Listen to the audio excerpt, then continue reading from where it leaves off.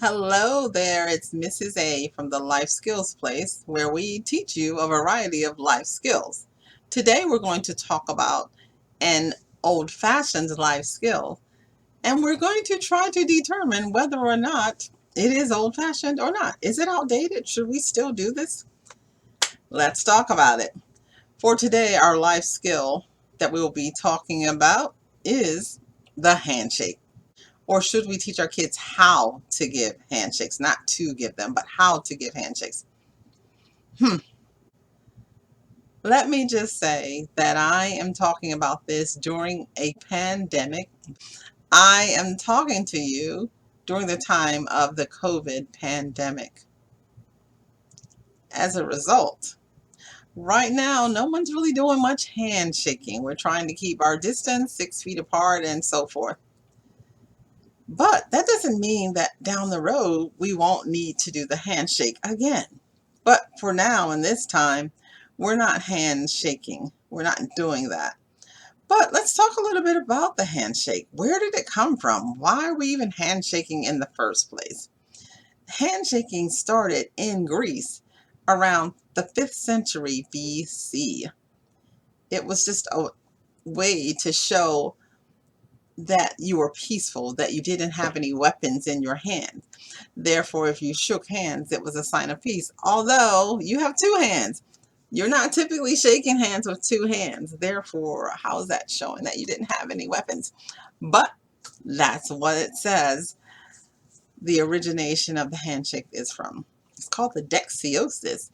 It's a handshake taking place back in 5th century BC Greece. But the Romans eventually started doing the arm grab, which to me might be where we're going these days, is going to the arm grab instead of doing the handshake, because I think a lot of people are doing this fist bump thing, which to me seems kind of goofy because it's germs on your hands. Why am I fist bumping you? But I do kind of like the arm grab because I'm not touching your skin to my skin. I'm just touching your shirt. And I think that might be a good idea for many of us to do instead of working on the handshake. The handshake, eventually it may come back, but for now, it's not a good thing to do here. I don't know how long you're going to be watching this video. Perhaps in the future you'll revert back to doing the handshake.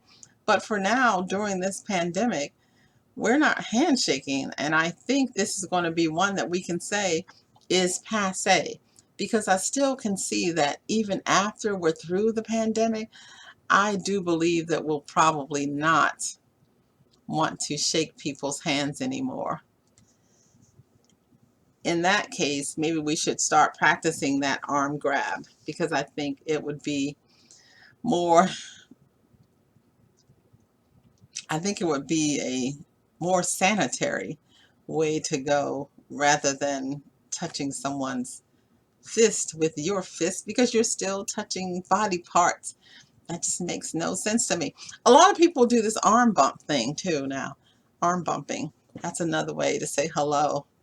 Maybe you can do both arms and to do the chicken dance. No, but the handshaking, I'm going to have to say, is probably passe, and we won't be seeing that anymore. Although I think if you knew handshaking and you're an older person, then you probably will still do it or still attempt to do it. But I'm not talking to older people, I'm talking to the kids. And I'm thinking now that the kids don't need to, I'm not talking to the kids, I'm talking about the kids. I think that you could probably refrain from teaching your child how to shake hands at this point in time. Of course, if you're in a time when they're handshaking again, please teach your child how to shake hands, because once again, you don't want your child to be caught off guard or unprepared for situations. Try to prepare your children as much as possible for as many situations as possible.